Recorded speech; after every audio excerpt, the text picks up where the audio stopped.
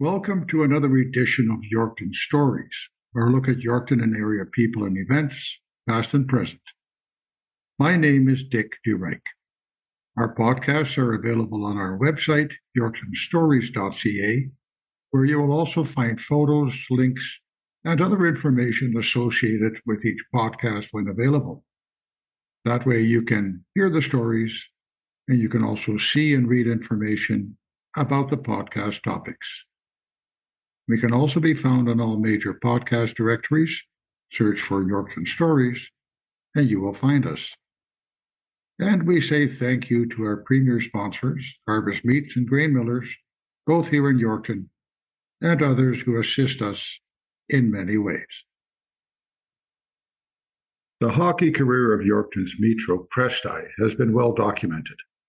He had a storied career with the Chicago Blackhawks and Detroit Red Wings over a span of 12 years in the 1940s and 1950s, scoring the Stanley Cup winning goal for the Red Wings in the 1952 finals, back when there were only 6 teams and only the very best made it to the top, let alone the Stanley Cup playoffs. He won 2 Stanley Cups with Detroit and was named to the NHL All-Star team 3 times. He was not the first with a Yorkton connection to make it to the NHL. Back in 1932, Andy Aikenhead, who was born in Scotland and grew up in Yorkton, joined the New York Rangers.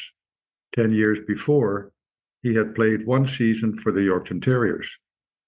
He played all 48 regular season games for the Rangers in 1932-33 and the next season, and part of 34-35.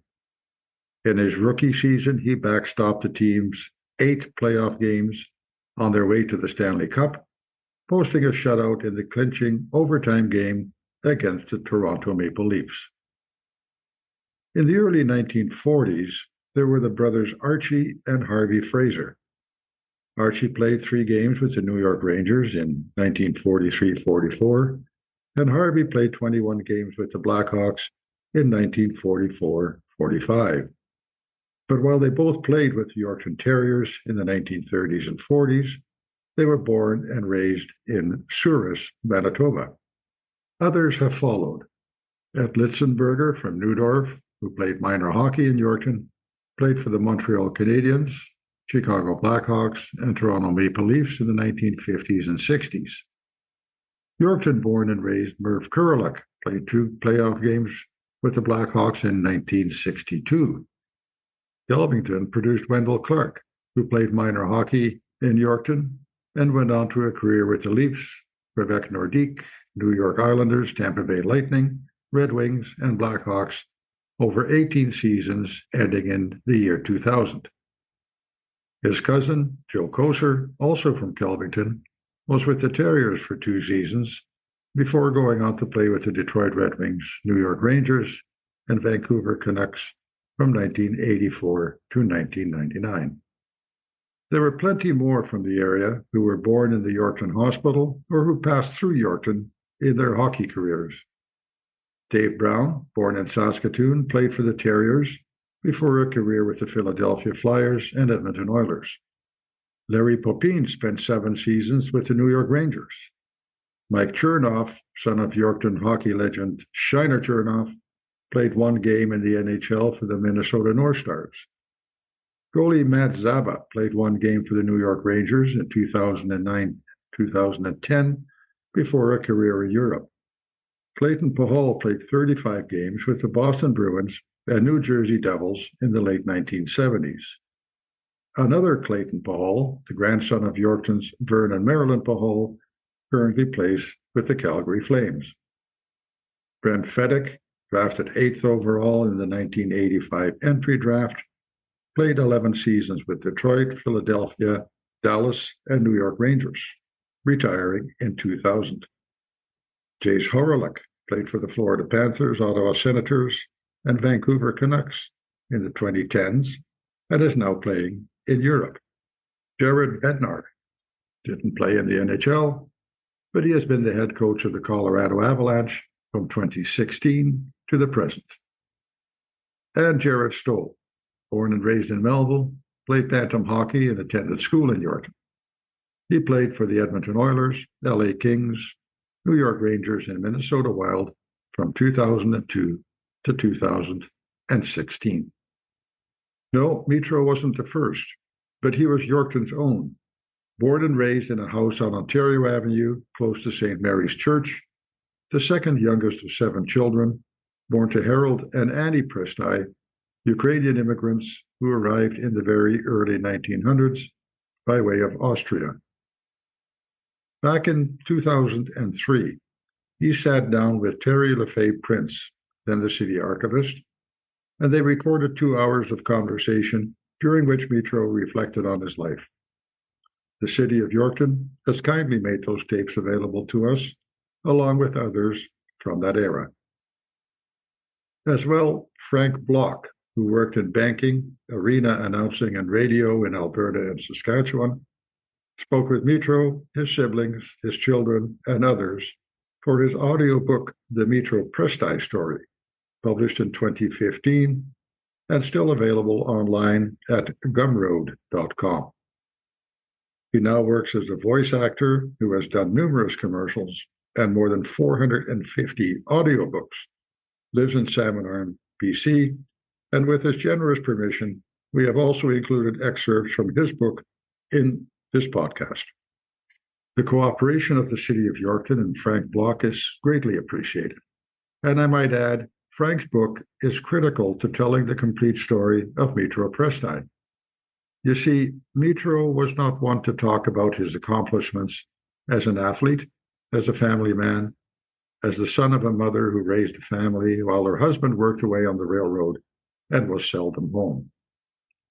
He was and is remembered as a gentleman who downplayed his own success on the ice, crediting others and his teammates. When he died in 2013, Frank Block wrote a piece for Yorkton This Week and Sask Today. Referring to the 1952 Stanley Cup playoffs, he wrote, quote, "The Red Wings defeated the reigning Stanley Cup champion Toronto Maple Leafs in 4 straight games, and then likewise defeated the Montreal Canadiens 4 straight. In the final game, a 3-0 victory, Mitro scored the first goal, assisted on the second, and he scored the final goal for Detroit. When I asked him what that was like winning the Stanley Cup that year, he said, 'Oh, terrific, Sawchuk got 4 shutouts. They never scored a goal on us at home.' That's just the kind of guy Mitro was." End of quote. Credit to goalie Terry Sawchuk, no mention of his own contributions. Here then, Mitro's reflections and recollections in his own words from the city tapes, complemented by the words of others in his life, thanks to Frank Block, whose voice you will hear in the selections from his audiobook. I was born in York in the year 1927, November the 7th, 1927. And I think I was born on Ontario Avenue, where we lived for many, many, many years. 140 Ontario, just a block this side of the regional high school. It's an old log house. And my mother and dad came over here in about 1904, I think it was. And they came over from Austria, and they were of Ukrainian descent. And when I was a young fellow, all that I spoke was Ukrainian up until I started going to school. My father was Harold Walter Prystai, and he married a girl that came from the old country, and her name was Annie Klomosko. And there were 8 in our family, and the oldest one died just before the flu influenza, and then there was 7 others of us. With a sibling that passed away, there would have been 3 girls and 5 boys. And I had twin brothers in my family who played a lot of hockey in Yorkton with the Terriers and the Legionnaires, and they lived in Yorkton for many years, and they both finally ended up in Regina with their jobs. The Prystais ran a very strict household. Harold worked very hard to feed his growing family. His job with the railroad kept him away from home for long periods of time, so Annie became the disciplinarian. Mitro's sister Mary said, "Well, there were 7 of us. So we had to toe the mark, Harold was usually stationed in Saskatoon and would make the 200-mile trip by train to Yorkton, and it wasn't always easy to connect. Mitro's younger sister, Dolly, said, I didn't know my father till I was 16 years old. That's when he retired from the railroad. Prior to that, he would have 7 days a year off. 7 days. 7 days a year. Isn't that dreadful? You miss a lot of life that way. Somehow, Mitro's mother seemed to keep things together and raise this large family. However, it wasn't always easy. Every family member helped to get things done around the Prystaii home, whether that meant working in the large garden or taking care of the family cow. Mary recalled a story about her paternal grandparents. My grandfather lived in Kenora, I think, was out that way. That's my dad's family. They had cows and whatever, a farm. And they always promised my mother that he would give us a cow one of these times. So my brother George walked all the way to Kenora to get a cow. And he brought the cow home. It'd taken maybe 4 or 5 days to walk, I don't know. Once the cow got home, Mrs. Prystaii got permission from some dairy farmers to keep the cow in their pasture near York Lake. And Mitro was quite fond of bringing the cow home from the pasture. Mary remembers that Mitro was always quick to volunteer. And Mitro would go, I want to go get the cow. He'd ride the damn cow all the way home. I don't know how he sat on the cow, He was very good, and he never fell off or anything. Hockey was big in the Prystaii household from the early years, especially for the boys, and especially Mitro and his older twin brothers, Bill and Harry.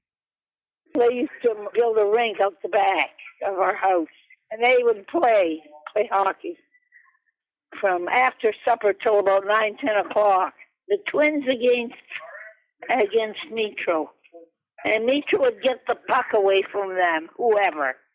And he'd be skating down the ice, and he's doing his own commentating like Foster Hewitt. As he's skating, he's commentating. Here comes Charlie Conacher down the ice. He's whatever. Oh, he shoots and he scores. The boys would be so mad, and he was a tease too. He'd say, loser, loser, loser. Honest. They'd carry it on into the house. And it was every night during the winter time. Harry remembers it well. Oh, yeah, he outplayed us, even though he was a couple of years younger. Just as it started for many kids that develop a love for the game of hockey, for Mitro it began on an outdoor rink pretending to be one of his hockey heroes, Charlie Conacher. Mitro remembers other aspects of his youth. Hunting gophers, shooting lots of gophers because you got a penny for every tail. Trap all day and maybe catch 10 gophers and maybe get 10 cents. And if you had 10 cents, you were a rich man. We had a lot of fun. We used to play all kinds of games, like in the summer we'd play tin can, That was a game that we invented, I think, some way, and played ball. We spent a lot of time out at Hopkins Lake swimming and then building, having bonfires, potato roasts and stuff like that.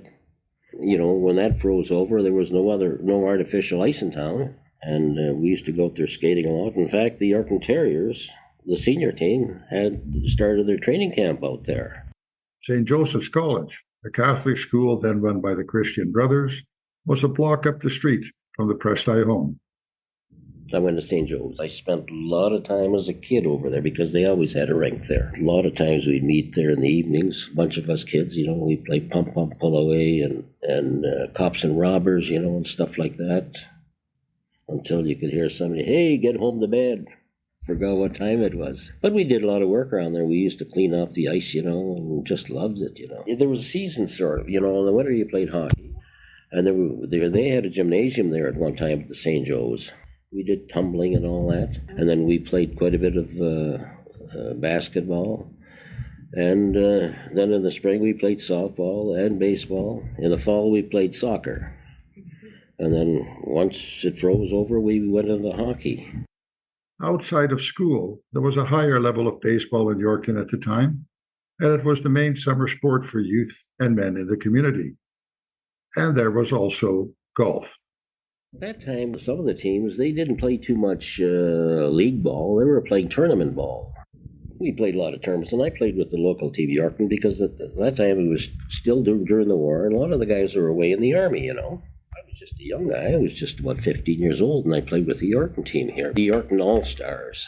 And then the Cardinals got started. There was a fellow by the name of Ed Wilson, and I only played when they needed somebody, you know, and then when the guys came back and that, they took over more or less. This guy by the name of Ed Wilson was the fellow. He was the manager of the McDonald's Consolidated here, and he was very interested in ball, and he started up, and there was a bunch of ball players around here, good ball players, and just looking for something to play. So I started out playing with them. The one guy here is Bob Winters, and then there's myself, and there's Stan Amoniak here. He was a second baseman, and Dr. Steve Yalnitzky is a very good ball player. He played pro ball, in fact, for a while out west. And this guy here, Vern Pahal, he was an excellent ball player. He was kind of a guy that could play all kinds of positions and that. And, you know, we're all from Yorkton. And all of our guys were pretty well from around here. We finally got into a league, started the Gary League. There was Willowbrook, they were in the league. There was a place like Jedburgh, they were in the league here. Springside, Theodore, Sheeho, and Yorkton. We played a lot of tournaments in Saltcote, July the 1st, but there were a lot of tournaments going on, like people were just starving for some entertainment such as that. And every little town had a sports day, and they're all putting up $200 or $400, and so we went out there to try to make some money, you know. Later on, the league kind of fizzled out, and we went to what they call the Manitoba-Saskatchewan League, and that was at Yorkton, Kamsack, Bozeman. Then there was Roblin, Grandview, Gilbert Plains, and Dauphin, and it was a tough league. A lot of those smaller places, they brought in players. Like the Grandview team was, they had, I'd say 70% of their players were from the state. They brought them in to play ball for them. We didn't bring in very many players. We brought in one or two the odd time, but we had a lot of good players, so we just went on with our own. I was probably 16 years old when I started playing golf. It was always Deer Park. In fact, the other course was a little too far, you know, and at that time we just had a bike and it was too far to go out there. We started out making them out of tree roots, you know, and then the odd one, the old guy out there, he'd sell us some old clubs, you know. Old Bill Kerr, he used to look after the golf course out there for many years. He'd sell you a club. We didn't have whole sets. We had 2 or 3 clubs, and that was about it. But it was good exercise in that, you know. There's always time for golf and fishing, yeah.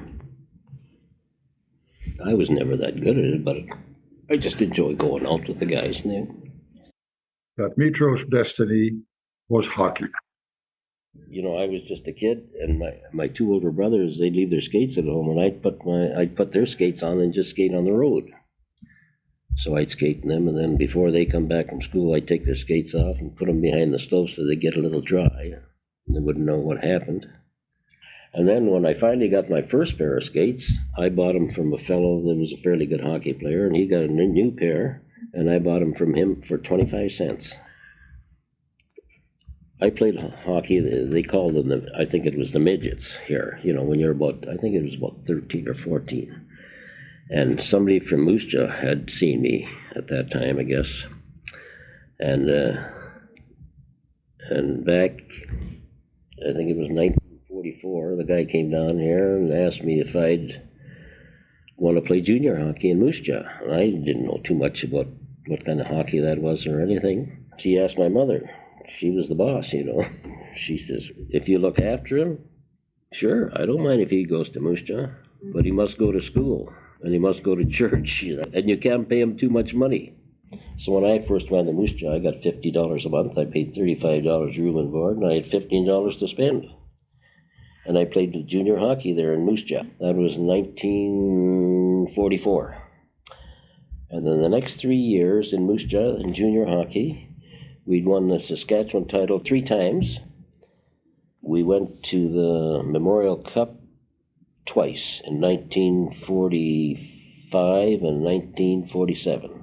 Junior Championship of Canada, we got beat by Toronto St. Michael's College. And we played Maple Leaf Gardens, and there were record crowds that year. Maple Leaf Gardens held about 15,000 people, and it was full for each game. Mitro also attended, by himself at the age of 15, a hockey camp in Detroit, thanks to a local man, Wally Markham, who he considered one of his mentors. He sent me to my first hockey school.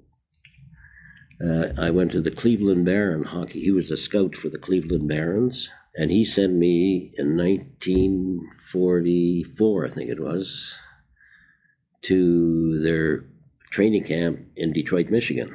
And I had to there was 3 of us supposed to go, and I could hardly sleep at nights waiting for the day to come so I could go down there. And then this Wally Markham phoned me about a week before, and he says, the other 2 guys backed out. They're not going. Are you still going? I said, yes. And I went all by myself to the big city of Detroit. 15, I think I was. Another mentor for Mitro was Clarence Drake, the principal of Burke School in the northwest part of the city, who was his coach when Mitro played for the school team. He didn't skate, but he was out on the ice there with his feet. And I can remember him telling you, he preached the golden rule to us, you know. It's not whether you win or lose, it's how you play the game. And if you did anything that, that it was kind of, dirty or anything like that, he wouldn't stand for that. He'd sit you on the bench, That's the way we all were. And then the Chicago Blackhawks called, the start of Mitro's pro career in the National Hockey League. Moose Jaw was sort of an affiliate or a farm team of the Chicago Blackhawks. In other words, Chicago Blackhawks might have given the Moose Jaw Canucks maybe some money to help operate. And for that, they had all their players on their team. They were allowed to, I think, have 15 on their list.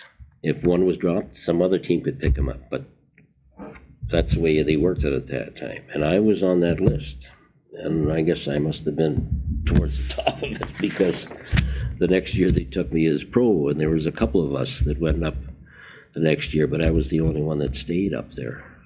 I must have been 19, I guess, just to play in that Chicago stadium.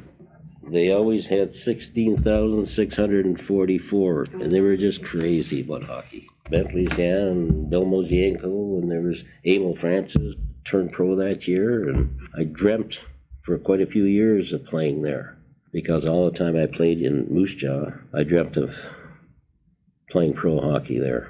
My last year in Moose Jaw, which was 1946-47, they paid me $200 a month. I signed a contract. I got a little bonus. I got $2,500 for signing, of which I give right to my mother so she could fix up the old house and that. And then I signed a contract for $5,000 a year. It wouldn't be worth a heck of a lot now, $5,000. But I used to get my brothers to do my income tax. And in town here, there was a guy by the name of Andy Kindred, and he was a lawyer, and he later became a judge. And I thought, he belonged to our church, so I knew him a little bit. So I thought I'd better take my income tax for him to do, because I'm making a little money now. And I'll never forget it. When I went up to see Andy, he says, "You made $5,000 last year?"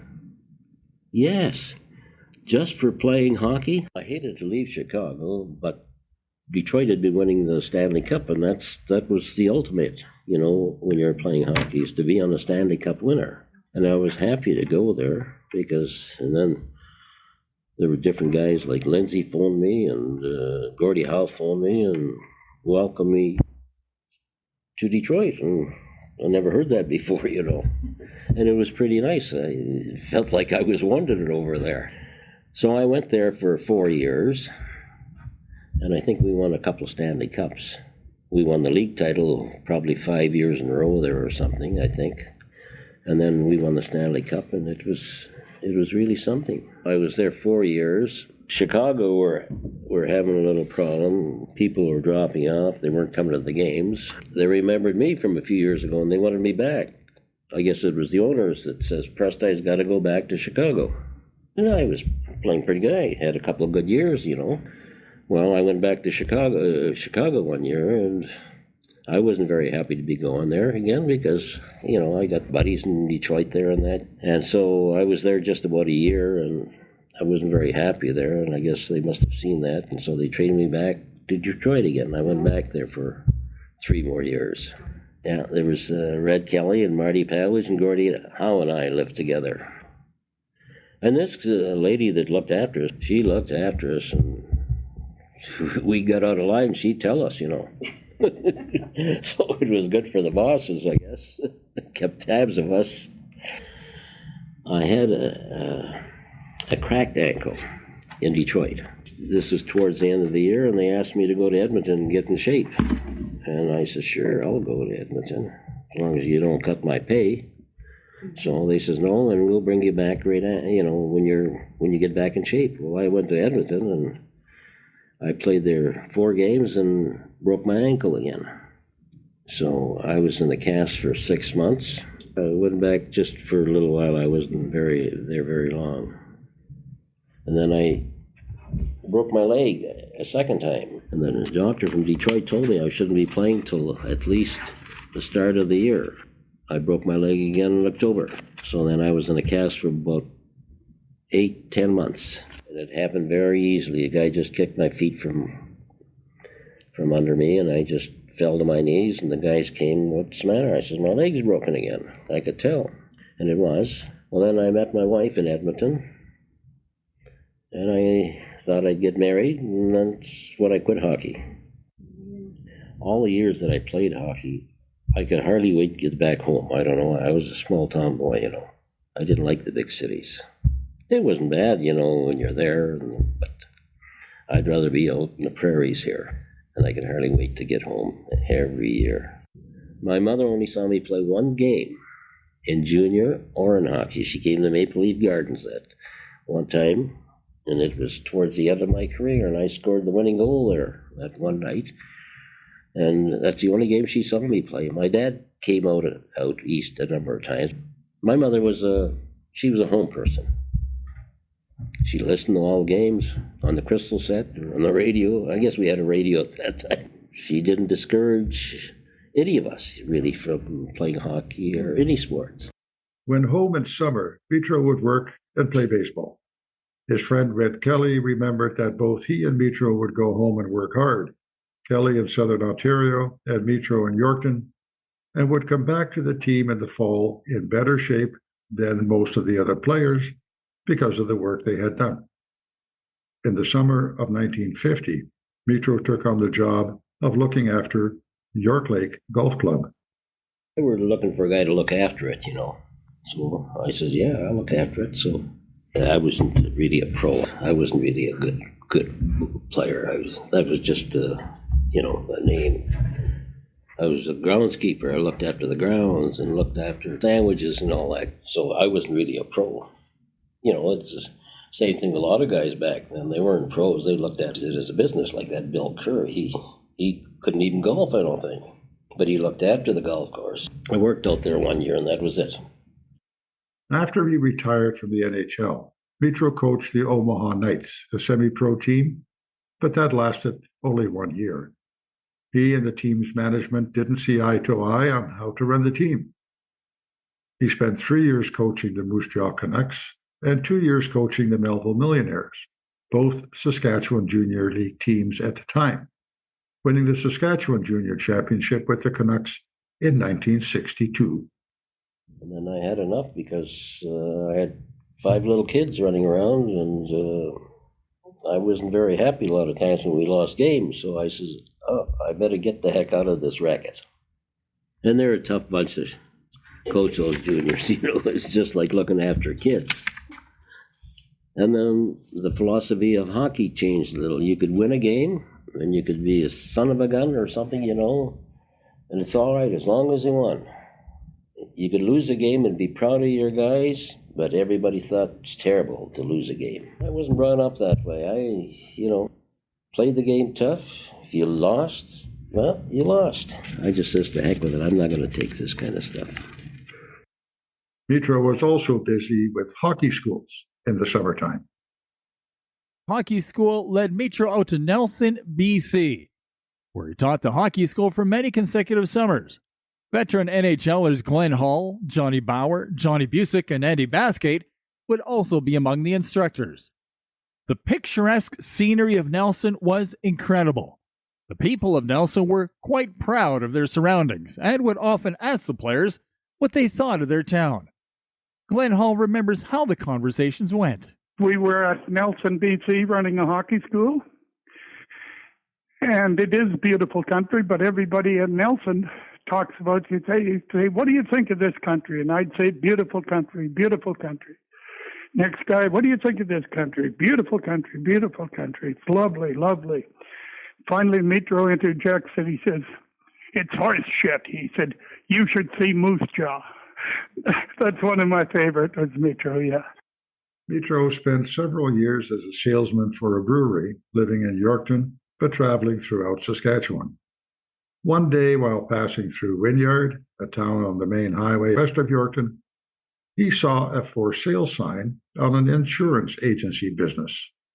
Wanting to settle down, he and his wife Evelyn bought the business and both worked there, also expanding it to provide travel agency services. They ran Prystai agencies for 13 years, making their home in Wynyard. Mitro and Evelyn had a great marriage, 5 wonderful children, a good business, and a cabin on the lake. And then, in 1984, they got some bad news. Evelyn was diagnosed with cancer. Medical treatments would help prolong her life for a while, but Mitro knew they had to make the most of the time they had left. David said, Dad sold the business in about 85 and they went traveling. Their travels would take them to Australia and other exotic destinations, including Hawaii and Spain. They made the most of Evelyn's remaining days. Then on January 23, 1986, Evelyn passed away. Mitro's companion and soulmate was gone. Mitro's son David remembers his mother well. Great cook and always kept care of us and easy going. And of course, she was gone far too soon. Following Evelyn's passing, Mitro took time to collect his thoughts by going out to Victoria. He loved it there. It gave him a sense of peace, comfort, and renewed strength. Unfortunately, Mitro would need to draw on that strength again, when on August 13, 1987, his daughter Meryl died from an asthma attack. David remembers what it was like for his father. He was pretty strong about it, and the good old Ukrainian blood in him, and pretty strong and stayed strong for everybody. But I could tell it hit him, especially when Meryl died. Losing your wife and a daughter in less than 2 years would be hard for any person to deal with. When Meryl died, Mitro was just 59 years old. Having sold the agency, he decided to do some more traveling, including a trip down to Arizona with some friends. He also took the opportunity to spend time with his children, who were now starting families of their own. It wasn't long before Mitro decided to get back to work. Now, this time, he took a job selling cars for Thones in Wynyard. Mitro enjoyed it and loved meeting the customers who were always asking him to share some of his hockey stories. In 1989, Mitro was inducted into the Saskatchewan Sports Hall of Fame for his outstanding accomplishments as a player in the National Hockey League. In 1991, Mitro went back to Yorkton, where he continued his work for Thones. Keith Waschenfelder of Thones said that his wife Bridget was a nurse in Yorkton, and she had a friend at work by the name of Mavis. Mavis's husband, Ken Tulloch, had died of cancer in 1990. Bridget introduced Mavis to Mitro, and Bridget and Keith accompanied Mitro and Mavis on their first date. Mitro and Mavis got along very well. They had a lot in common, with both of them having lost their spouses to cancer. Mavis's zest for living and youthful spirit were exactly what Mitro needed. Mavis loved to sing and would apply that talent by singing the national anthem at hockey games or performing at weddings. Mitro really liked Mavis, but he was worried about how his children would react to the notion of him getting remarried. Michael remembers some advice he gave Mitro on a phone call one day.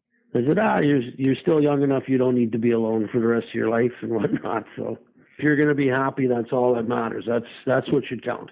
You've always told me that. Do what makes you happy. Don't worry about anybody else. Well, I'm not really sure. And I said, you know what, Dad? Don't worry about it. And it wasn't long after that he introduced us to Mavis and everything else. But Mavis is a really nice lady. I really liked her. There are 2 boys, Scott and Evan. Really, really good guys.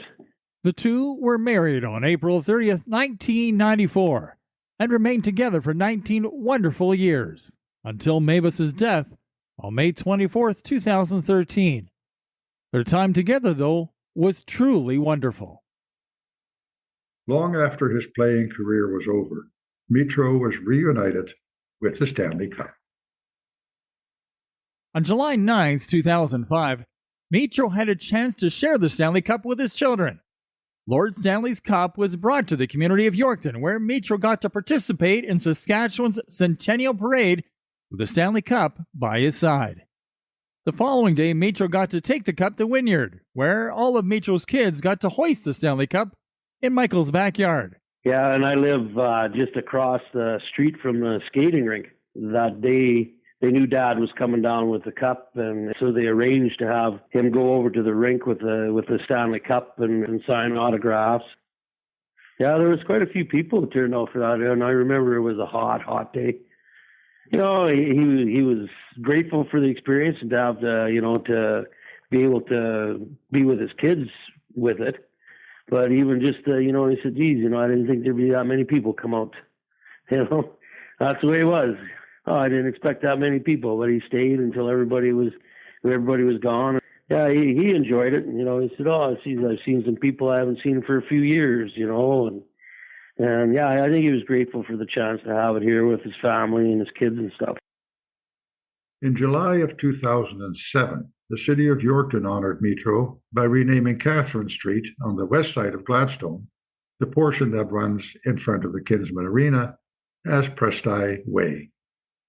Mitro considered it an honor on par with winning the Stanley Cup, because this was local.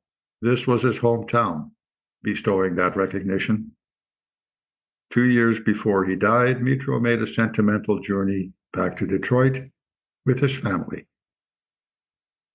In 2011, Mitro, along with his sons David, Michael, and James, his son-in-law Mark, his grandsons Jordan and Jacob, and his nephew Chris Andrews packed their bags and traveled down south so that Mitro could show them where he used to play hockey. The trip to Detroit was particularly exciting. Mitro's nephew Chris Andrews said, "I won't forget the experience of seeing Mitro meet the coaching staff, including Coach Mike Babcock and also at that time assistant coach Brad McCrimmon in the dressing room. They made Mitro feel quite at home and spent some quality time out of their morning responsibilities sharing stories with Mitro and escorting him through the offices and then to the dressing room. When Mitro entered the dressing room, most of the players stopped what they were doing when the trainer introduced Mitro as Detroit alumni. They were all genuinely interested in meeting Mitro and shaking hands with him, and also asking him about his era of hockey. I was very impressed with their professionalism and the excitement they showed Mitro for that short period of time. All of the players warmed up to him and made him feel quite comfortable in the dressing room.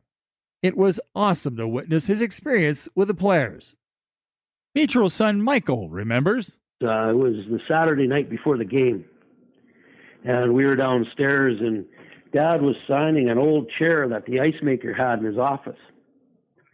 It was an old red leather chair, kind of rounded, back from the 50s probably, and Gordie Howe and all these other ex-Detroit players had signed it, and they were in there signing this chair, and we were kind of outside the office waiting, and then all of a sudden this big burly bearded guy comes walking through, and he's got a bunch of sticks and a younger guy with him, and he goes into the office, and he says, "Hey, I forget the ice maker's name," and he says, "I'm just going to leave these in here, and I'll be back, tomorrow or whatever, pick them up." And the guy that was setting all this up for us, he says, "Oh, I'd like you to meet Mr. Mitro." And he says, "You don't have to tell me his name." He says, "Mr. Prystai, what an honor to meet you. I'm so glad. I'm Darren McCarty.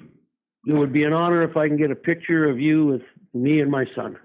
David saw this too, and he couldn't believe it. Just the respect that he showed coming from a guy like that they still understand, I guess. The hockey guys still understand where their history was. Another Red Wing player that exhibited the same level of respect for Mitro was Pavel Datsyuk. Well, Mr. Prystai, it's such an honor to meet you, and I'm so glad you can make it here. And is there anything we can do for you, and stuff like that, eh? It was really nice to see just the basically total respect for those old time players like that. Yeah, it was a really good time. I was really, really glad we did it. During that trip to Detroit, Mitro also had a chance to catch up with his dear old friend, Ted Lindsay. Having the opportunity to reconnect and reminisce with Ted made it a day to remember. Chris recalls, it was pretty close to elation when they greeted each other. They had smiles from ear to ear during their visit with each other. Mitro also had a chance to meet up with general manager Ken Holland to watch the morning skate. For Mitro, the whole experience was really quite incredible. Being in Detroit, and then I hadn't been there for a long time afterwards, and then I went in there, and you think that I was King Tut there. It was really something. For all of them, it was the making of some truly remarkable memories. For the grandchildren, it was so amazing to meet some of the current players like Nicholas Lidstrom, Pavel Datsyuk, Justin Abdelkader, or Thomas Holstrom. Since Mitro didn't start his family until after his playing days were done, none of Mitro's children ever had the chance to see their dad play in the NHL. Mitro may have generally been soft-spoken, but that didn't mean he didn't have opinions, not just about Nelson, BC and Moose Jaw, as Glenn Hall recalled earlier, but also about hockey, as it was in the early 2000s. When I played hockey, I wouldn't deliberately go out and, like Richard, we liked the guy, but we hated him because he'd score goals against us, But there's nobody would go after him really. The odd time, maybe a guy just whack him or something. But like now, you see these guys hitting one another, I can remember one time I was falling and going towards the boards, and I might have broke my back, and my stick was out like this, and a guy like George Armstrong of Toronto, he held my stick back so I wouldn't hit the boards. Now, if you were doing that, they'd be pushing you harder than that. But there was more respect then. Mind you, the money, now it's money talks, I've talked to a lot of the guys, and they say, yeah, if we had to do it over again, we'd do it over again. Because we had a lot of fun, Nowadays, it seems to me that you got to be big, and big and running the guys. Like when we play hockey, there were little guys, there were guys like the Bentleys, the Mosienko, and there was nobody better to watch than those guys. They skated and passed and all that. No, some big guy about 6'6" is running at him and trying to put him through the boards. I think there's too much stick work involved nowadays. Mind you, there's money involved, and if you can put a couple of star players out, you might beat them in the first round of the playoffs. I don't know how the heck they can pay some of these guys the money they're paying. And it's good that the players are making it, because for so many years, the owners were taking all the money. They were making lots of money, and the players were getting nothing. But yet, we enjoyed it. Even Gordie Howe, I can remember him saying, well, where can I make this kind of money in Saskatoon? And he loved the game. We loved the game. Mitro died in October of 2013 at the age of 85. The funeral service took place in Wynyard, and he is buried there in the family plot at Sacred Heart Parish Cemetery, alongside his first wife Evelyn and daughter Merrill. When his obituary was published in various places, he was fondly remembered by many. Fellow high school student Terry Rogerson recalled that in his junior hockey days in Moose Jaw, Mitro was known as Marvelous Mitro. I went to Central High School in Moose Jaw with Mitro, he wrote, so well thought of and liked. Dale Holm wrote, a great guy, willing to give me a chance to play with the Melville Millionaires in 1964. He gave me a push forward to a great life in hockey and education. And from Emma Obodiak, wife of Stan Obodiak, about whom we did a podcast 2 years ago. Mitro was one of Stan's dearest friends, and I remember one year visiting Mitro and Evelyn in Melville. Truly the green years. We were all so young then. Ashley Andrew, a niece of one of his sons, remembered this. I will never forget all the time I spent with Mitro at Fishing Lake. From the underwater fire pit to the Barneymobile. Always so much fun. He will be greatly missed. Rest in peace, Meatball. The name Meatball was given to him by his teammates in Chicago. He had gone from Mitro to Meat to Meatball. And the line he centered, with Bert Olmsted and Bep Geidelin on the wings, was known as the Meatball line. Merv Kurlick of Yorkton said that Mitro... he was just a perfect gentleman. I don't think he had an enemy in the world type of deal. He was such a nice man. You know, just like he was just a good guy. A lot of fun and had a lot of good stories to tell us. Marty Pavlich, who played with Mitro in Detroit, said he was just a terrific guy. I mean, you know, Mitro was just a fine hockey player. He was a true National Hockey Leaguer. Friend and teammate Emil Francis said that Mitro, of all the guys I ever seen in junior hockey, he was the best junior player I've ever seen. Yeah, that's how good he was. Like, you know, he was a very, very good player. And that's where he got the nickname from, Marvelous Mitro, and he was. I mean, yeah, he was a terrific player, like, you know. And not only he was a terrific player, but I mean, he's a real good guy off the ice as well as on the ice. Friend Ken Newen said Mitro, he's just one of the nicest people to ever play sports. And the greatest Moose Jaw Canuck player of all time. And just a wonderful guy. Lifelong friend Claire Drake said, there's all kinds of people. When I mentioned Mitro's name, that he was a friend of mine, that I played with him. And, well, I didn't play with him at an advanced stage, but I played with him in the public school in Amherst. And they say, oh, my God, he's one of the best players I've ever seen play. And all that, you know, guys, they're always really impressed with him. He's such a nice guy, too. Larry Popine said that, well, he was a real gentleman, too, off the ice. And he acknowledged everybody. He was no smartass or nothing like that. he was just a great guy. Thanks for listening to this Yorkton story. Our previous podcasts can all be heard at yorktonstories.ca. There you can also sign up to our email list so we can let you know when a new episode is available, and you can support us with a donation if you wish to help defer the cost of the technology that makes these podcasts possible. Thanks again to Harvest Meats and Grey Millers for their support. Your comments and suggestions are always welcome. Get in touch through our website or by emailing Dick, D-I-C-K, at yorktonstories.ca. We look forward to having you join us again.